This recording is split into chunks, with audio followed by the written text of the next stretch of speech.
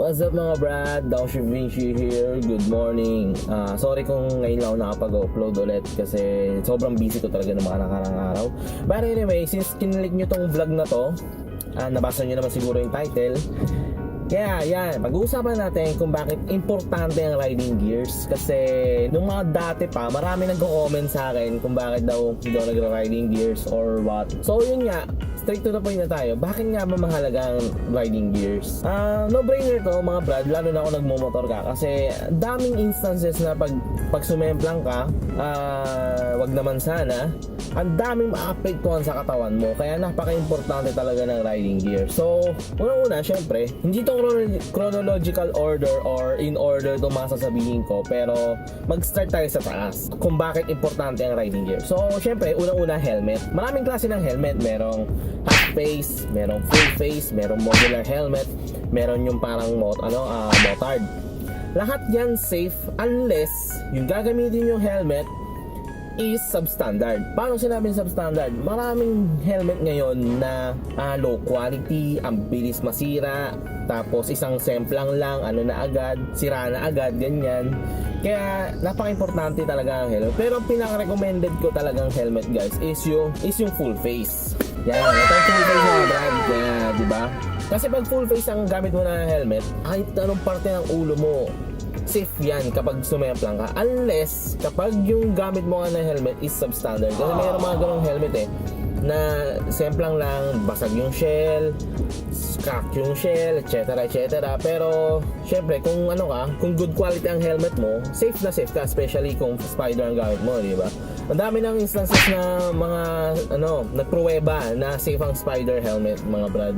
Kaya yes, full face helmet talaga is the best. Meron na rin ako nagamit na half face. Although mild lang naman yung yung semplang ko noon, ang gasgas dito sa gilid. Sa gilid gumasgas yung helmet ko kasi natumba ako noon. Pero imagine niyo kung gagamit kayo ng nutshell. Hindi ako against sa mga nutshell, mga brad. Pero for safety na rin, safety wise, mas okay talaga yung mga high quality na helmet, especially mga full face and half face na high quality. Pero yung nutshell, hindi ko talaga recommend. Sunod naman, after naman sa ulo, syempre sa katawan natin, di ba? Kailangan sa katawan natin, meron din tayong riding gear. Kasi dati, madalas ako talaga naka-riding jacket, naka-casual jacket lang ako. Aminin ko yan mga brad. Pero may mga times talaga na kapag nagra-ride ako, nakaka-feel pa rin ako ng kaba. Kinakabahan ako kasi casual jacket lang yun . Pag sumemplang ako doon, walang puprotekta sa akin. Kaya syempre, recommended ko talaga ang riding jacket tulad na lang nito. Ito mga brad, yan, Benkia riding jacket, di ba? Kasi usually talaga pag nagka-crash tayo using casual jacket, ang madalas etong elbow natin. Kaya etong Benkia na jacket, meron siyang elbow pads para in case na mag-crash ka, wag naman sana, etong pads ang poprotekta sa'yo. Eh syempre, possible din na, diba, etong balikat natin. Kaya meron din tong pads dito sa balikat. Yan. Etong shoulder pads, kumbaga. May mga worst case scenario na kapag sumemplang ka, unang likod, di ba? So, sa jacket na to, meron din siyang back protector. Wala man siyang yung camel back, pero at least meron pa rin siyang back protector. Tapos may mga rin siya, may mga extra pads sa dibdib, nag-crash ka kung unang katawan mo, di ba? Kaya safe talaga na mag-riding jacket kayo, especially if mga malalayong lugar. Tapos hindi mo talaga matatansya kung anong mangyayari sa inyo kasi di ba tulad na lang nung ride namin ni Casey.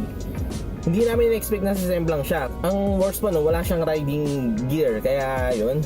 Kaya mas better talaga mayroon kayo riding gear. Alternatively, kung naka-casual jacket naman kayo, pwede naman kayo gumamit ng mga elbow pads. Yung nilalagay lang na elbow pads para kahit paano may extra protection kayo. So, yes, after naman ng katawan natin, syempre, di ba, kamay. Kailangan natin ng protection sa kamay. Kaya, recommended ko talaga mag-riding gloves kayo. Tulad na lang ng riding gloves na to. Although ito pang racing to, mga brad, naging pang racing siya kasi full gauntlets siya. Pag sinabi full gauntlets, buong kamay mo, hanggang wrist, abot. Ayan, di ba? Hanggang wrist abot. May protection ka dito. may protection ka dito, may protection ka dito, may protection ka rin dito. Kasi usually, kapag nagka-crash tayo, yung kamay natin ay pinangsasanggalang na pag bumagsak tayo or nag-crash tayo. Which is, napakasakit nun. Kasi unang crash ko, wala akong ka-gloves. Ang sakit sa kamay dito mga brad, ang sakit sa palad. Walang protection yung kamay ko, yung palad ko. Kaya ilang araw din ako hindi nakakilos noon na maayos kasi may sugat, hindi ako nakapagmotor. Recommended ko talaga mga riding gloves. Kaya tulad na itong Benkia na riding gloves na to. Usually kasi ang nagka-crash sa atin, itong part na to, ditong part na to, kapag nag-cement lang tayo, dito talaga madalas sa susugatan. Kaya itong gloves na to, meron talaga siyang protector. Meron siyang protector dito sa palad natin. At the same time, meron din dito. And dito, kapag nauna mong nakaganyan ka, diba? Masakit siya, pero with using riding gloves, talaga magkakaroon ka ng extra protection regarding sa crash. Kung ayaw nyo naman ng full racing gauntlets, meron namang alternatively. Yan, ganun din, meron siyang protection dito, tsaka dito, tsaka dito. Kaya yan, recommended talaga mga riding gloves, especially Benkia gloves, kasi talaga maproprotektahan yung kamay nyo. After ng katawan, after naman ng kamay, syempre di ba sa pambaba natin, may kailangan din natin ng protection dyan. Madalas na gamit ko is yung mga jeans lang. Yes, mga jeans lang na pantalon, ganyan, etc. Mga denim pants, which is okay din naman, pero mas recommended ko rin kung gagamit kayo ng mga riding pants talaga, di ba? Itong mga riding pants kasi na to, meron talaga siyang mga protection sa mga crucial part ng baba natin. Unang-una ito, sa may bewang. Usually, kapag bumagsak tayo, di ba, katawan, sunod bewang. Sa riding pants na to, na Benkia riding pants, meron talaga siyang protection for crashing, kasi nga talagang meron siyang pads dedicated sa bewang, kasi yun nga, usually kapag bumagsak tayo, bewang ang una. Sunod naman, meron din siyang knee pads, may knee pads din siya sa loob, kaya mas okay siya kapag since after ng bewang, possible yan tuhod, kasi makikita nyo ng tuhod ko ngayon, ang daming sugat, ang daming peklat. Kung wala kayong riding pants, talagang tosino aabutin nyo, kasi yung mga denim pants, nabubutas yan, hindi yan talaga nakapagbigay ng protection, unless alternatively pwede naman kayong gumamit ng knee guards, di ba? Yan yung dati kong riding gear, naka knee guards ako.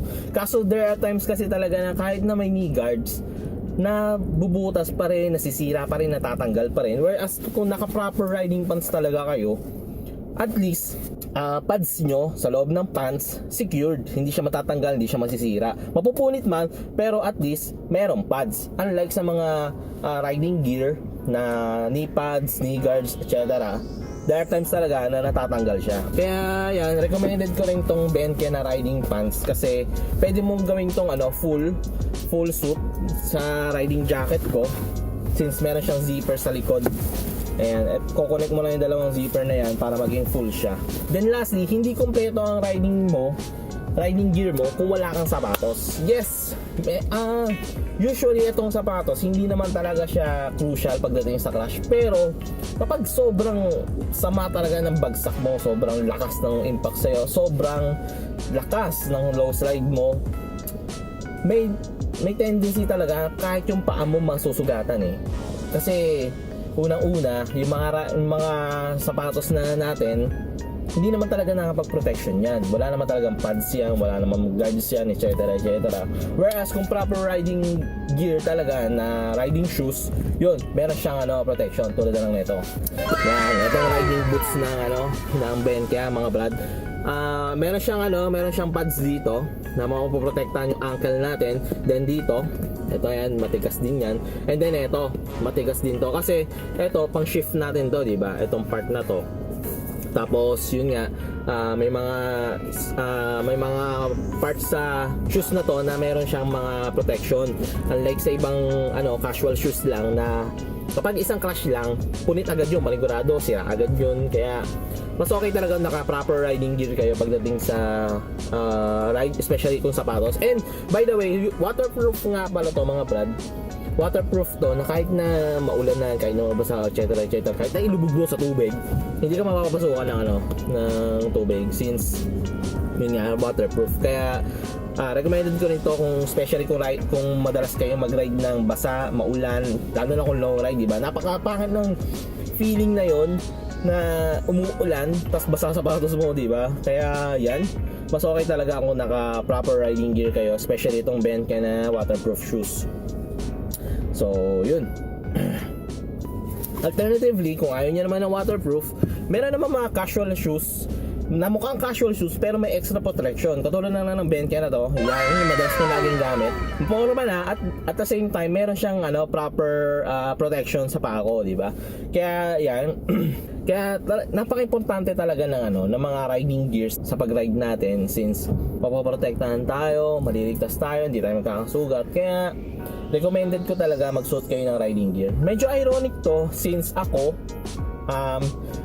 madalas talaga hindi ako nagra-riding gear. Pero after na ma-realize yung mali ko, magsusuot na ako ng riding gear. Kaya sa ngayon, may mga riding gear akong sinusuot, especially itong Benkia. Kaya maraming salamat sa Benkia and Casco Market sa pag-provide ng Benkia riding gears. Thank you po sa inyo. Lahat ng mga pinakita ko nga pala mga brand nasa description box kung interested kayo bumili, kasi yun nga, napaka-importante ng riding gear.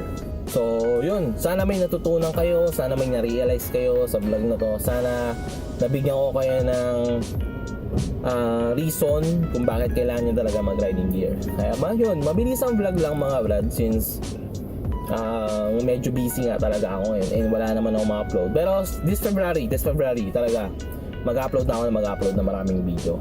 So, ganoon na lang siguro mga brad. Maraming salamat sa pag-like, sa pag-share. Maraming salamat sa pag-comment. Pahintay na lang ang sunod ko na vlog na kung saan, hindi ko alam kung anong sunod. Pero may mga vlog na kasi ako ngayong January, pero ngayong February ko ma-upload. So, yun. You all know the drill. Ride safe. Peace out.